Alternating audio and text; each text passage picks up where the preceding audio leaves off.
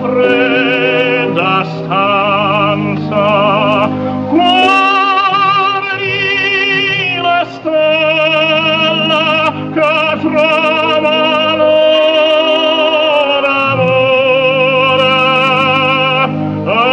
di speranza.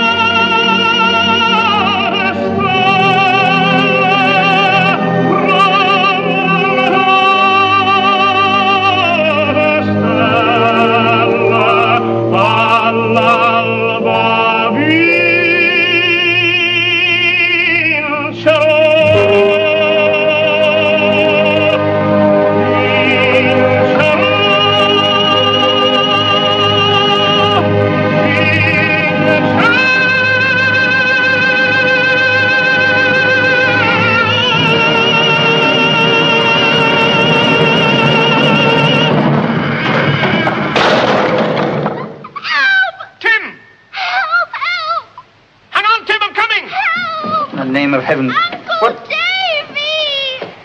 Tim! Hang on, I'm coming! Uncle Davy! Help! Tim! Welcome to the show, everyone. Today, we're diving deep into the extraordinary life of a man whose voice could make you laugh until your sides ached, and then, with a single note, move you to tears. We're talking about Sir Harry Secombe, a true titan of British entertainment, whose career spanned over 50 years, and traverse the seemingly impossible divide between surrealist comedy and grand opera. His story isn't just a tale of talent, it's a masterclass in resilience, versatility, and the power of finding your unique path, even when the world tries to box you in. Imagine a young boy growing up in a bustling industrial port town, Swansea, Wales, in the 1920s and 30s. This was Harry Secombe's early world. Born in 1921, he was the third of 4 children in a family that, while modest in means, was incredibly rich in 2 things: religious faith and an omnipresent love for music. His father, Frederick, was a commercial traveler, and his mother, Nellie, a devoted homemaker. Their home at 10 St. Thomas Green wasn't a mansion, but it was filled with the sounds of traditional hymns, Welsh folk melodies, and popular operatic choruses, all sung around an upright piano on Sunday evenings. This was Harry's first musical education, a foundation built on the deep-rooted Welsh choral tradition that permeated every corner of his community. From these earliest years, Harry exhibited a natural vocal talent. He became a boy soprano at St. Thomas Church, where his father was a lay preacher. The church choir wasn't just about singing, it was his first formal introduction to vocal mechanics, sight reading, and the classical repertoire. Think of it as his initial conservatory, a place where he learned the discipline and structure that would serve him so well later in life. But Harry's childhood wasn't all harmonious melodies. He faced significant physical insecurity. He suffered from severe astigmatism, which meant thick, heavy eyeglasses from a very young age. He was also a stout, chubby child, a physical trait that unfortunately made him a target for schoolyard bullies. We often see how early challenges shape us, and for Harry, this was a pivotal moment.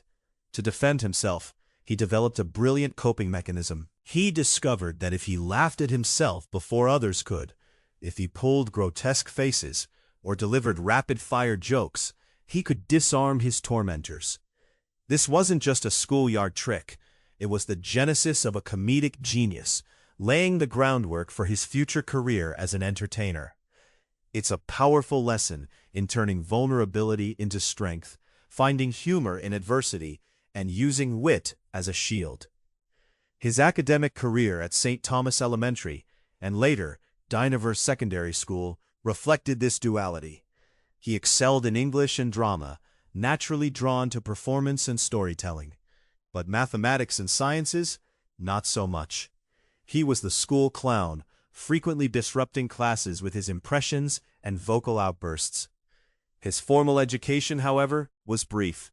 The harsh economic realities of the late 1930s meant he had to leave school at 15 to help support his family. In 1937, he found work as a clerk at Baldwin's Limited, a local steel and tin plate manufacturing company.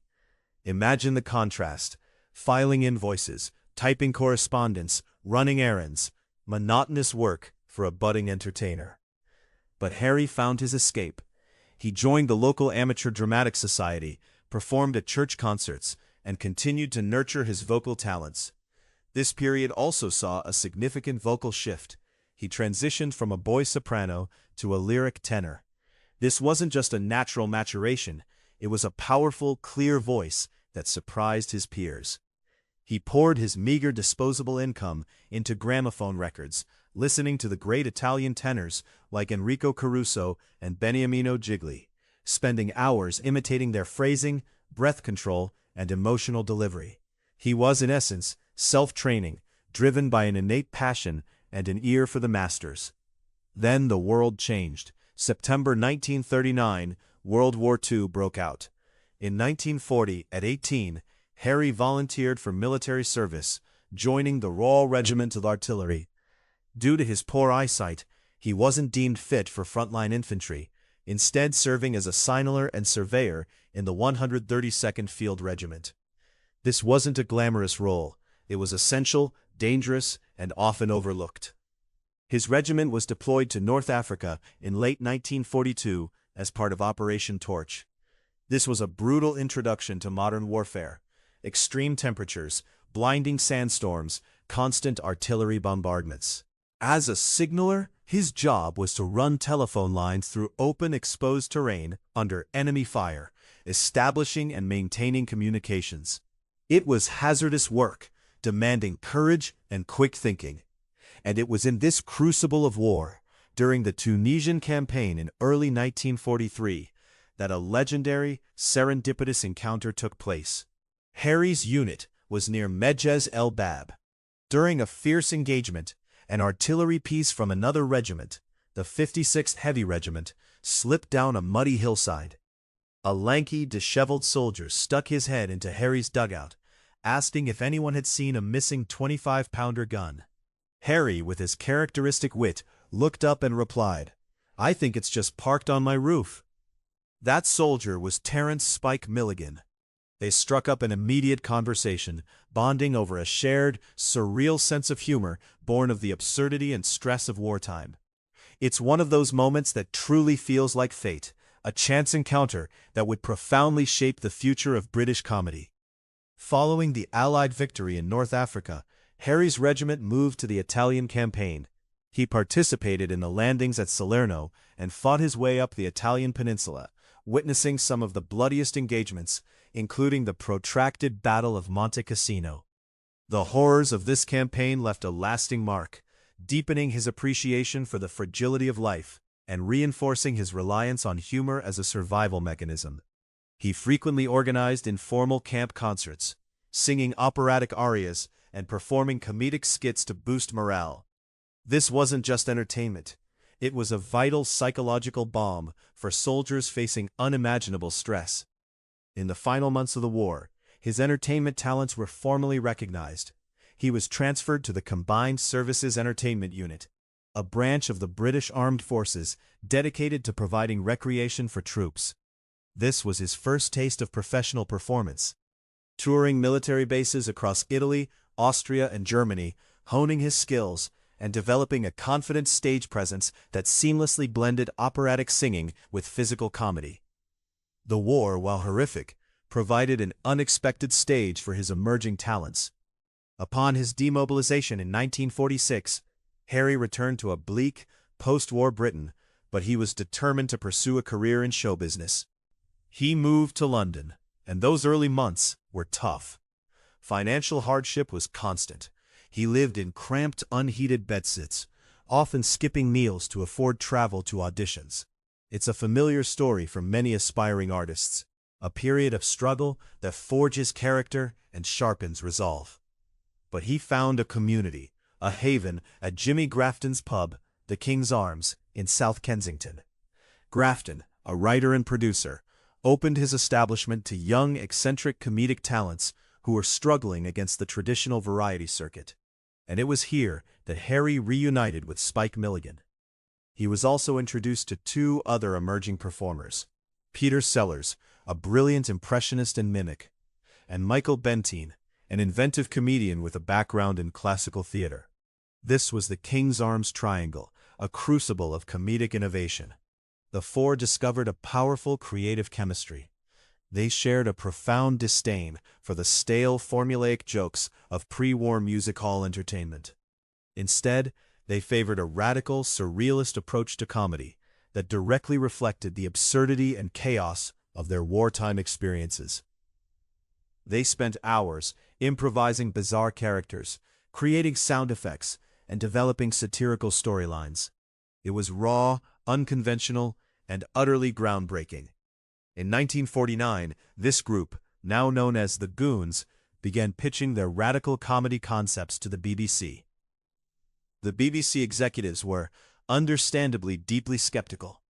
Their chaotic, unstructured style broke every established rule of radio broadcasting. It was too wild, too unpredictable. But thanks to the persistent advocacy of Jimmy Grafton and BBC producer Dennis Main Wilson, the group was granted a trial broadcast. On May 28, 1951, the first episode of Crazy People, subtitled Featuring Those Crazy People, the Goons, aired on the BBC Home Service. It was an instant shock to the British broadcasting ecosystem. It abandoned traditional sketch comedy structures for a fast-paced stream of consciousness, filled with absurd sound effects, running gags, and sharp satire. By the second series, it was formally renamed The Goon Show, cementing its place in broadcasting history. The Goon Show quickly evolved from a cult favorite into a nationwide cultural phenomenon. Its influence was immense, reshaping the landscape of British comedy and inspiring generations of future comedians, most notably Monty Python. At the heart of its success were its distinct, highly defined characters, most voiced by Peter Sellers and Spike Milligan. Harry's role was distinct and absolutely vital. He played Nellie Secombe, the central protagonist around whom the show's surreal, labyrinthine plots revolved. Nellie Secombe was a good-natured, pathologically patriotic, and comically gullible figure. He was short, stout, and frequently broke, making him the perfect target for the elaborate financial scams cooked up by the show's villains, Hercules Gritpipe Finn, voiced by Sellers, and Count Jim Moriarty, voiced by Milligan. No matter how absurd or dangerous the situation, whether digging a tunnel to South America through the center of the earth, or towing the British Isles to the Mediterranean to save on heating bills, Secombe charged forward with unwavering, misplaced enthusiasm. Harry infused the character with his own boisterous personality, his trademark high-pitched giggle, and catchphrases like what, and curse you, Moriarty. while Sellers and Milligan demonstrated extraordinary vocal versatility, voicing dozens of different characters per episode. Harry provided the essential structural anchor for the program. His stable presence and clear delivery kept the chaotic narratives from collapsing into complete incomprehensibility. He was the straight man in a world gone completely mad, a performance that required impeccable comedic timing and an ability to react authentically to the surreal performances surrounding him. He was the eye of the storm, allowing the chaos around him to truly shine. The production of The Goon Show was notoriously volatile, largely driven by the fragile mental health of its chief writer, Spike Milligan. Milligan worked under intense pressure, churning out 26 scripts per year, demanding an endless stream of original sound effects and complex narratives. This immense workload contributed to a series of severe nervous breakdowns, forcing him into psychiatric hospitals during several seasons. During these crises, Harry became the emotional glue that kept the production from disintegrating. He visited Milligan in the hospital, provided financial support to his family, and took on extra production responsibilities to ensure the show remained on the air. When Milligan was incapacitated, Harry worked closely with script editors and temporary writers to maintain the show's unique comedic tone. He wasn't just a performer, he was a steadfast friend and a crucial behind-the-scenes operator. The relationship between the core trio was a complex matrix of deep affection, professional rivalry, and creative friction. Sellers was mercurial, prone to sudden mood swings, and increasingly distracted by his burgeoning film career. Milligan was sensitive, demanding, and frequently resented the BBC's bureaucratic interference. Harry was the mediator, using his warmth and humor to diffuse backstage arguments, ease tense rehearsals, and smooth over conflicts with conservative BBC executives who often objected to the show's anti-establishment satire. He was the diplomat, the steady hand, the one who could bridge the gaps between these brilliant but often difficult personalities.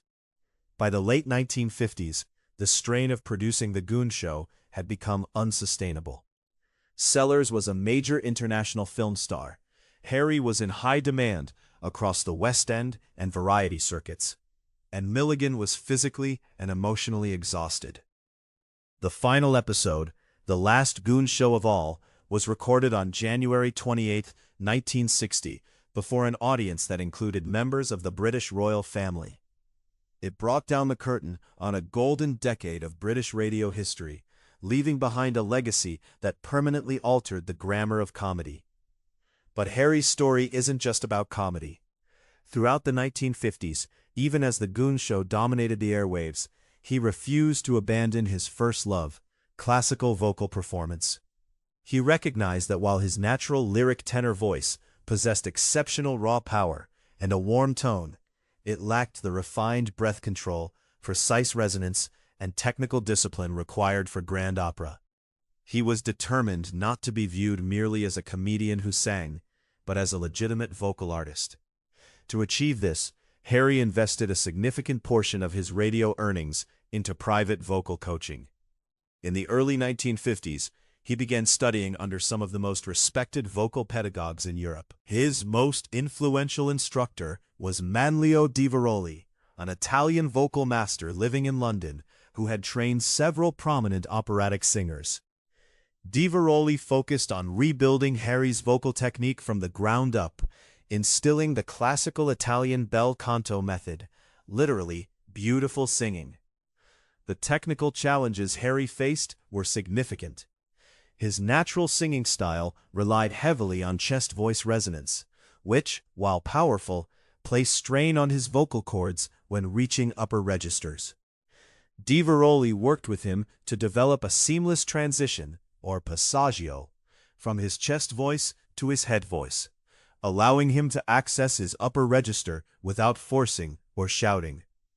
Harry spent hours practicing vocalises, focusing on breath control, vowel placement, and the development of squillo, that bright, piercing quality that allows a tenor voice to carry clearly over a full symphony orchestra without amplification. Think of it like a laser beam cutting through sound. His dedication yielded impressive results. He developed a reliable, robust vocal range that extended comfortably from a low C to a ringing high C. His voice was characterized by a rapid, controlled vibrato, crystalline diction, and an emotional phrasing style directly inspired by his idol, Beniamino Gigli. He was becoming a serious operatic talent. However, Harry's dual career as a surrealist comedian and a serious operatic tenor created an ongoing artistic paradox. Audiences were often confused by his performances. When he stepped onto a concert stage in a formal tuxedo, audiences primed by the Goon Show would laugh the moment he opened his mouth, expecting a comedic character voice or a joke. It often took several bars of a challenging aria, delivered with flawless technique and serious dramatic intensity, to quiet the room and force the audience to accept him as a serious singer. It was a constant battle against expectation, a testament to his comedic power, but also a frustration for his operatic ambitions. This artistic tension came to a head in the mid-1950s, when Harry was offered an audition for the Royal Opera House, Covent Garden. This was his chance to transition fully into the world of grand opera.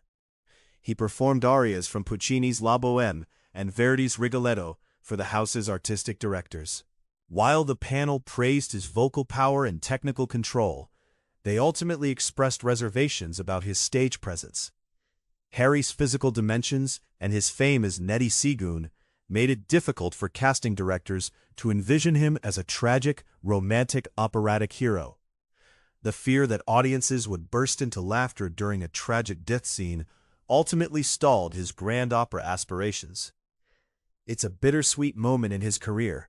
He had the voice, he had the technique, but his comedic persona was simply too ingrained. This led him to channel his vocal talents into musical theater and popular concert tours instead, a path that would ultimately bring him even greater mainstream success. In the early 1960s, Harry found the perfect vehicle to merge his comedic timing, larger-than-life stage presence, and classical vocal skills: the title role in the new British musical, Pickwick. Based on Charles Dickens's 1836 episodic novel, The Pickwick Papers, the musical featured a book by Wolfe Mankiewicz, music by Cyril Ornadell, and lyrics by Leslie Bricusse.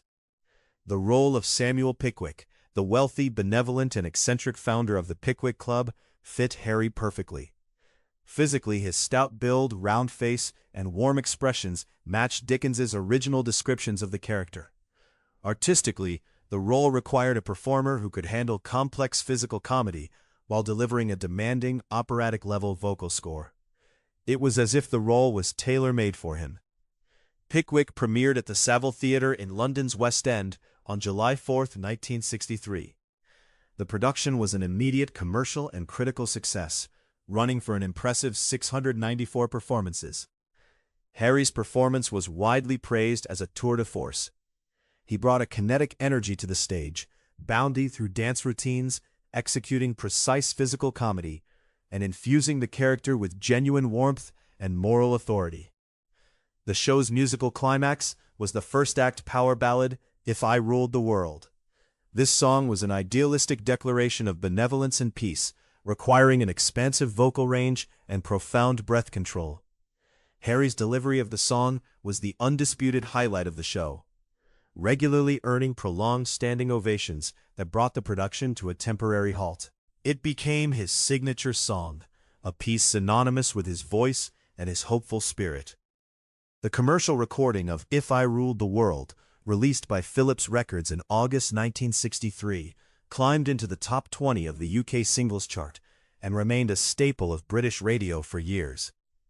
The song's popularity crossed the Atlantic, inspiring cover versions by major American artists, including Tony Bennett, Sammy Davis Jr., and even James Brown.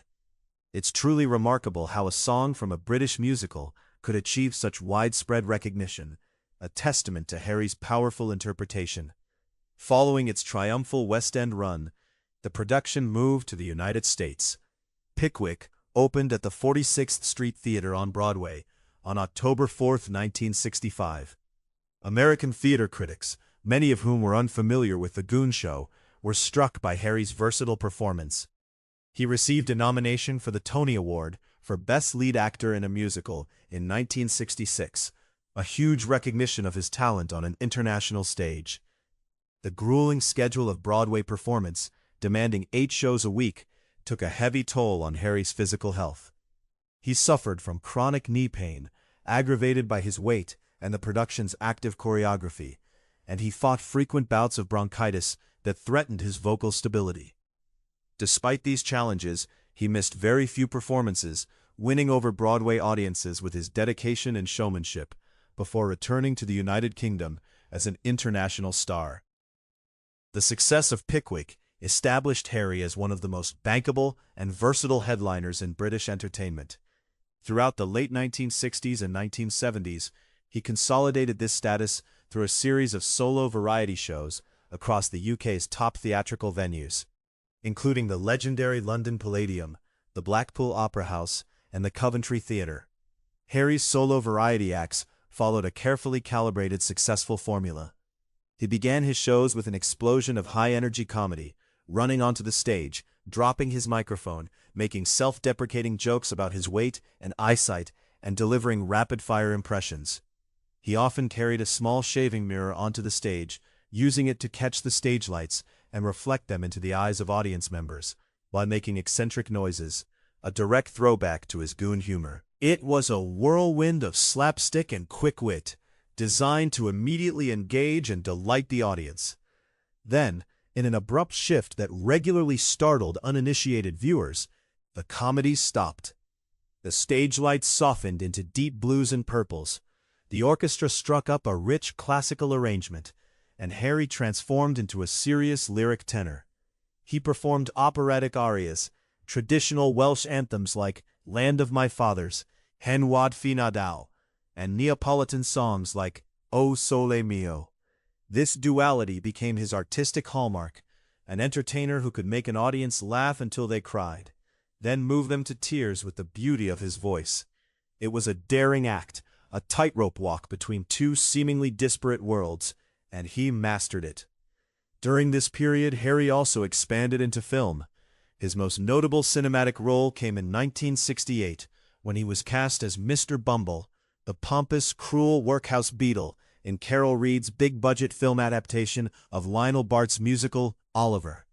Harry's portrayal of Mr. Bumble was a masterclass in character acting. He avoided making the character a simple, one-dimensional cartoon villain, instead playing him as a buffoonish bureaucrat whose cruelty was born of vanity and cowardice. His operatic background gave his performance of the musical numbers, particularly the ominous duet Boy for Sale, a dramatic weight and vocal clarity that stood out within the film. Oliver was a major international success, winning 6 Academy Awards, including Best Picture, and introducing Harry to a global film audience. His filmography highlights also include a reunion with his fellow goons in Down Among the Z-Men in 1954, and later in 1969, he appeared in Richard Lester's post-apocalyptic satirical comedy The Bed-Sitting Room, playing the character of Shelter. This film reunited him with the surrealist humor of Spike Milligan, who co-wrote the script, bringing him back to his comedic roots in a different, more avant-garde context. In 1971, he traveled to Australia to star in Sunstruck, a comedy drama about a lonely Welsh schoolteacher who emigrates to a tiny school in the remote Australian outback. While Sunstruck didn't achieve major international box office success, it became a beloved cult film in Australia and Wales, showcasing Harry's capacity for understated, poignant dramatic acting, proving he was more than just a boisterous comedian or a powerful tenor. Harry's success on stage and screen was accompanied by a prolific recording career that spanned more than 4 decades. Signed primarily to Philips Records and later to labels like Argo and Churchill, he released a steady stream of studio albums, compilation records, and singles that consistently found a home in the British charts. His recording output was incredibly diverse, categorized into 3 distinct musical genres. First, there were his operatic and classical albums. These featured traditional Neapolitan songs, popular operatic arias by Puccini, Verdi, and Leoncavallo, and classical art songs. Albums like The Romantic Harry Secombe showcased his technical vocal development and classical training, backed by full studio orchestras.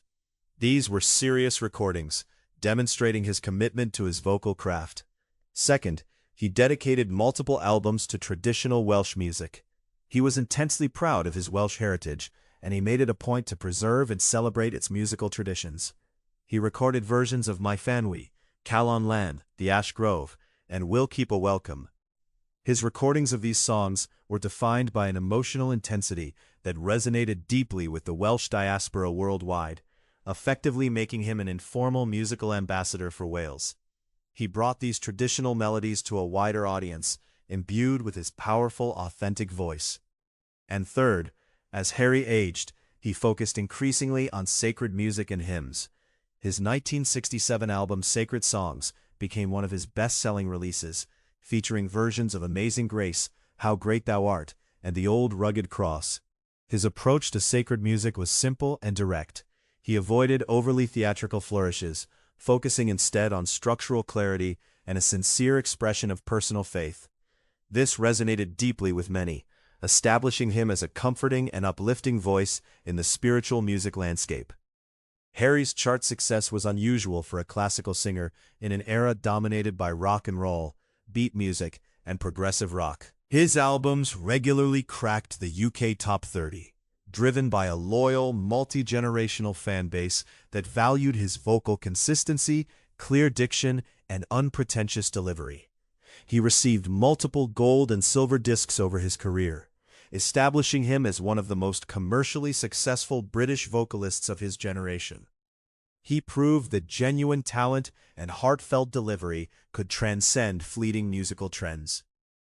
As the variety circuit began to decline in the late 1970s, under the influence of changing public tastes and economic shifts, Harry transitioned seamlessly into television. He recognized that the medium offered a powerful way to reach a broad audience without the physical strain of long theatrical tours. After hosting several successful variety specials for ITV and the BBC during the 1970s, such as The Harry Secombe Show, he found his most enduring television role in 1983 as the host of ITV's new Sunday evening religious program, Highway. Highway was designed as a travelogue program that explored the history, landscapes, and spiritual traditions of different regions across the British Isles and the Commonwealth. Each episode followed Harry as he visited a specific town or region, interviewing local historians, craftspeople, and community figures. The interviews were interspersed with musical numbers, with Harry performing a hymn or sacred song against a scenic regional backdrop, often joined by local choirs. It was a gentle, reassuring program, perfect for Sunday evenings. The program became a staple of Sunday evening television in Britain, drawing audiences of over 10 million viewers. Harry's warm, unpretentious interviewing style made him an ideal host. He treated every guest with respect, whether interviewing an archbishop or a local volunteer, using his humor to put nervous interviewees at ease. He was a natural connector, making everyone feel comfortable. Highway ran for a decade, broadcasting hundreds of episodes. For many viewers, Harry became an emblem of reassurance, comfort, and traditional values during a decade of rapid social and economic change in Britain. The show also gave him a platform to perform sacred music regularly, keeping his voice in peak technical condition well into his 60s. In addition to Highway, Harry frequently appeared as a guest presenter and performer on the BBC's long-running religious program, Songs of Praise. His appearances on the show were highly rated, and he later stepped into a regular rotation as one of the program's main hosts during the 1990s. His work on these programs solidified his transition from a surrealist comedian into a beloved television icon, demonstrating his incredible adaptability and enduring appeal across different media and genres. Away from the stage and television cameras, Harry led a stable personal life that stood in stark contrast to the tumultuous personal lives of many of his show business contemporaries. On February 19, 1948, he married Myra Atherton at the Swansea Registry Office. The couple had met at a dance in Swansea shortly after the end of the war, and their marriage lasted over 50 years until Harry's death. It was a bedrock of stability in a demanding profession. Harry and Myra had 4 children: Jennifer, Andrew, David, and Katie. Harry was a dedicated father who worked hard to shield his children from the pressures of his fame. The family lived for many years in a large home in Cheam, Surrey, which became a sanctuary where Harry could escape his public persona. His son Andrew Secombe later followed his father into the entertainment industry, becoming a successful actor and author, famously voicing the character Watto in the Star Wars prequel films. It's wonderful to see that legacy continue. Harry pursued several hobbies that allowed him to relax away from performance pressure. He was an avid, talented golfer, holding membership at several top clubs and participating in celebrity charity tournaments across the world. He was also a passionate cricket fan and an active member of the Lord's Taverners, a prestigious charitable association of cricketers and entertainers. He regularly captained celebrity cricket matches, raising millions of pounds for youth sports and disabled children. His philanthropic work was extensive and deeply personal. Having witnessed the horrors of war and experienced economic hardship in his youth, he felt a strong obligation to use his wealth and fame to help others. He was an active supporter of veterans' charities, including the Army Benevolent Fund, and dedicated considerable time to raising money for cancer research and children's hospitals. His charity work was rarely publicized. He regularly visited hospital wards and made financial donations without seeking media attention. This quiet generosity speaks volumes about his character, a man who genuinely cared about making a difference. Later in life, Harry discovered a talent for writing. He published 2 novels, Twice Brightly, 1974, and Welsh Fargo, 1978, which drew heavily on his experiences in post-war variety theater and his childhood in Swansea. He also wrote multiple volumes of autobiography, including Areas and Raspberries, 1989, and Strawberries and Chems, 1995. Written with his trademark self-deprecating wit, these books provide an invaluable, first-hand account of the golden age of British comedy and variety entertainment. They offer a window into his unique perspective and the rich tapestry of his life. Harry's contributions to British entertainment and his extensive philanthropic work earned him multiple civic awards and honors. His warm personality and unpretentious charm made him a favorite of the British royal family, particularly Queen Elizabeth the Queen Mother and Prince Charles, later King Charles III, both of whom were enthusiastic fans of The Goon Show.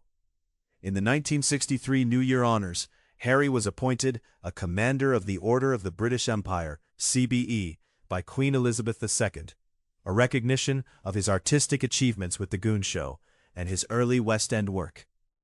This was a significant honor, but more was to come.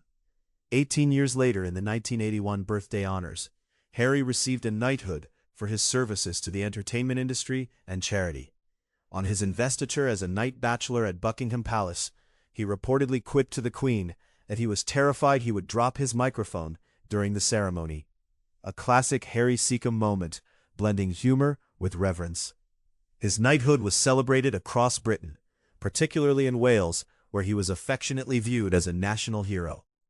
Sir Harry insisted that his friends and colleagues continue to call him Harry, using his formal title primarily to advance his charitable fundraising efforts. This again highlights his humility and his dedication to causes greater than himself. The Prince of Wales had grown up listening to The Goon Show and frequently invited Harry to perform at private royal events and gala concerts. In 1992, Prince Charles supported Harry's appointment as a Fellow of the Royal Welsh College of Music and Drama, honoring his lifelong commitment to promoting Welsh vocal music and supporting young performers. Their relationship was a genuine friendship, built on mutual respect and a shared appreciation for his unique talents. In the late 1990s, Harry's active career began to slow as he faced a series of severe medical challenges. He had struggled with type 2 diabetes and high blood pressure for many years, conditions exacerbated by his weight and the physical demands of his long-performing career. In 1997, while on vacation in the Caribbean, Harry suffered a stroke. The stroke left him with mild physical limitations and forced him to retire from television presenting and concert touring. He accepted this shift with characteristic resilience, focusing his energy on his family, his writing, and his rehabilitation exercises at home in Surrey. Even in the face of adversity, he maintained his positive outlook and found new avenues for his energy. In 1999, Harry was diagnosed with advanced prostate cancer. He underwent a series of debilitating treatments, including radiation therapy and hormone treatment, with bravery and privacy. Throughout his illness, he maintained his trademark sense of humor, regularly joking with his medical staff and receiving frequent visits and calls from his remaining show business friends, including Spike Milligan. Their bond, forged in the deserts of North Africa, remained strong until the very end. By early 2001, Harry's health had deteriorated significantly. On April 11, 2001, Sir Harry Secombe passed away peacefully at the Royal Surrey County Hospital in Guildford, surrounded by his wife Myra and his children. He was 79 years old. Harry's death brought forth a wave of tributes from across the world. Prime Minister Tony Blair praised him as a wonderful, warm entertainer who brought joy to millions, while Prince Charles expressed his deep personal sadness, calling him a force of nature who enriched our lives with his irreplaceable talent. A private funeral service was held at St. Remigius Church in West Clarendon, Surrey, where his ashes were interred. On his gravestone, his family inscribed a characteristic self-deprecating joke that perfectly captured his spirit. To any old goons who may be passing by, this is Nellie Secombe saying, "What? It's a final humorous nod to the character that brought him so much fame and joy. On October 26, 2001, a formal memorial service was held at Westminster Abbey, attended by over 2,000 family members, friends, colleagues, and dignitaries. The service featured musical performances by Welsh choirs and operatic vocalists, along with moving readings by his children and surviving entertainment peers. It was a fitting tribute to a man who touched so many lives. In a poignant twist of fate, Spike Milligan passed away just 10 months after Harry, in February 2002. The passing of the two men marks the final end of an era in British broadcasting, closing a chapter on one of the most influential comedic partnerships in history. Sir Harry Secombe left behind an enduring dual legacy, a pioneering comedic artist who helped reshape modern humor, and a gifted lyric tenor who brought the power and beauty of classical vocal music to millions. So, what can we take away from the incredible life of Sir Harry Secombe? First, the power of embracing duality. Harry refused to be confined to a single identity. He was a master of surrealist comedy and a serious operatic tenor. He seamlessly navigated these worlds, even when audiences struggled to categorize him. This teaches us the value of pursuing all our passions, no matter how disparate they may seem, and allowing our multifaceted talents to shine. Second, the importance of resilience and humor in the face of adversity. From childhood bullying to the horrors of war, Harry used humor as a coping mechanism and a way to connect with others. His ability to laugh at himself and to find the absurd in difficult situations was not just a performance technique, it was a life philosophy. Third, the profound impact of mentorship and dedication. His commitment to vocal training under Manlio di Veroli, despite his established fame, shows a deep respect for craft and a relentless pursuit of excellence. He invested his time and money to refine his natural gifts, demonstrating that even the most talented individuals can benefit from disciplined study. Fourth, the strength of personal character and loyalty. His role as a mediator and emotional anchor for the Goon Show trio, particularly his support for Spike Milligan during his mental health struggles, highlights his compassion and unwavering friendship. He was a steady presence in a turbulent creative environment.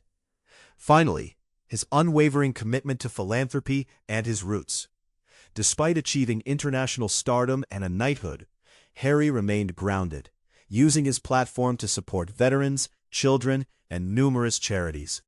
His pride in his Welsh heritage and his dedication to sharing its music further underscore his authenticity and deep connection to where he came from. Harry Secombe was more than just an entertainer. He was a force of nature, a bridge between different art forms, and a man who brought immense joy and beauty to the world. His story reminds us that true greatness often lies not in choosing one path, but in bravely walking many, leaving an indelible mark on every landscape you traverse. He truly had a beautiful life, full of music, laughter, and a legacy that continues to resonate today. Thank you for joining me on this journey through his remarkable life.